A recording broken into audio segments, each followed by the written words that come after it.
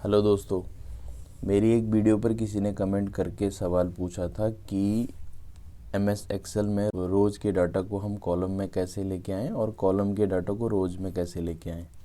तो आज की इस वीडियो में मैं इसी बारे में बात करूंगा कि रोज़ के डाटा को हम कॉलम में कैसे लेके आएं, कुछ इस तरीके से, या फिर कॉलम्स के इस डाटा को मैं रोज़ में कैसे लेके जाऊँ, कुछ इस तरीके से। स्टार्ट करते हैं आज की वीडियो। सबसे पहले आप वो डाटा कॉपी कर लीजिए जिसको आपको कॉलम से रोज़ में या रोज़ से कॉलम में कन्वर्ट करना है। जैसे मैं इसको कॉपी कर रहा हूँ और जहाँ पे ये डाटा आपको पेस्ट करना है या जहाँ पे ये डाटा आपको चाहिए वहाँ पे क्लिक करने के बाद होम टैब में पेस्ट के अंदर पेस्ट स्पेशल ऑप्शन में जाइए, जिसके लिए आप कंट्रोल ऑल्ट वी शॉर्टकट भी यूज़ कर सकते हैं। यहाँ पे आपको एक ऑप्शन दिखाई देगा ट्रांसपोज का, इस ऑप्शन को सिलेक्ट कीजिए और ओके पर क्लिक कीजिए।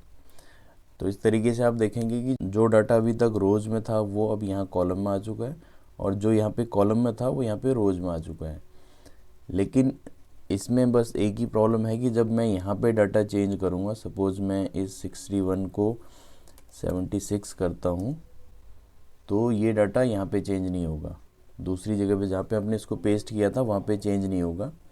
अगर आप चाहते हैं कि ये डायनामिक रहे, ये वाली जो टेबल है वो डायनेमिक रहे बेस्ड ऑन दिस डाटा, जब भी आप इसमें डाटा चेंज करें तो यहाँ पे भी ऑटोमेटिक चेंज हो, तो उसके लिए आप ट्रांसपोज फंक्शन को यूज़ कर सकते हैं। आप समझते हैं कि ट्रांसपोज फंक्शन को हम कैसे यूज़ करते हैं। सबसे पहले मैं इस डाटा को यहाँ पे डिलीट कर देता हूँ। जैसे मैंने ये डाटा यहाँ पे डिलीट कर लिया। अब हमें यहाँ पे सपोज ये डाटा चाहिए तो मैं यहाँ पे लिखूँगा इज इक्वल टू ट्रांसपोज के बाद ये एरे मांगता है। एरे मीन्स वो डाटा जो आपके यहाँ पे चाहिए, तो हमें ये सारा डाटा चाहिए। इसको सिलेक्ट करने के बाद ब्रैकेट बंद और सीधे एंटर प्रेस नहीं करना, क्योंकि एरे फंक्शन है तो कंट्रोल शिफ्ट एंटर प्रेस करें। इस तरीके से जब आप करेंगे तो आप देखेंगे कि यहाँ पे सिंगल वैल्यू शो करता है। जब मैं इस पर क्लिक करके F9 प्रेस करता हूँ तो आप देख पाएंगे कि जो भी डाटा यहाँ पे इस टेबल में है सारा डाटा यहाँ पे दिख रहा है, बट ये सिंगल वैल्यू ये शो कर रहा है क्योंकि हमने यहाँ पर मल्टीपल सेल्स का डाटा सिंगल सेल में लेने की कोशिश की है। तो उसको करने के लिए आपको क्या करना होगा कि टेंटेटिव मल्टीपल सेल्स सेलेक्ट करनी होंगी। या तो आप जितनी बड़ी आपकी टेबल है उतना यहाँ पे सिलेक्ट कर लीजिए। अगर टेबल बहुत बड़ी है, आप उसके हिसाब से सिलेक्ट नहीं कर पा रहे हैं, तो टेंटेटिव कुछ भी सिलेक्ट कर लीजिए। सपोज़ मैं इसको यहाँ तक सिलेक्ट कर लेता हूँ। उसके बाद जो हमने फॉर्मूला लिखा था, अगर वो पहले से ही लिखा है तो उस पर क्लिक कीजिए, अगर नहीं लिखा है तो उसको लिख लीजिए।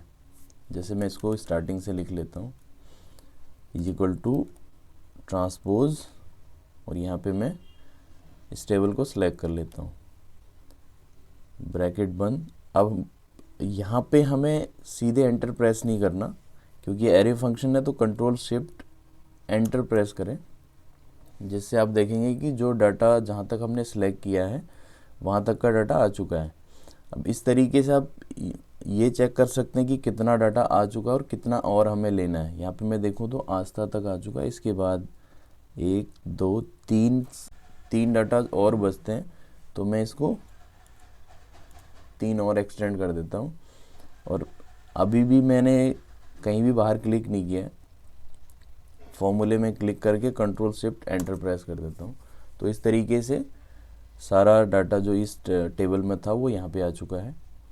अब आप देखेंगे जब मैं यहाँ पे चेंज करता हूँ, सपोज़ मैं इसको 76 कर देता हूँ, तो ये यहाँ भी चेंज होगा। अब ये जो टेबल है ये डायनेमिक है बेस्ड ऑन दिस टेबल। जब भी आप यहाँ पे चेंज करेंगे वो जाके यहाँ पे चेंज हो जाएगा।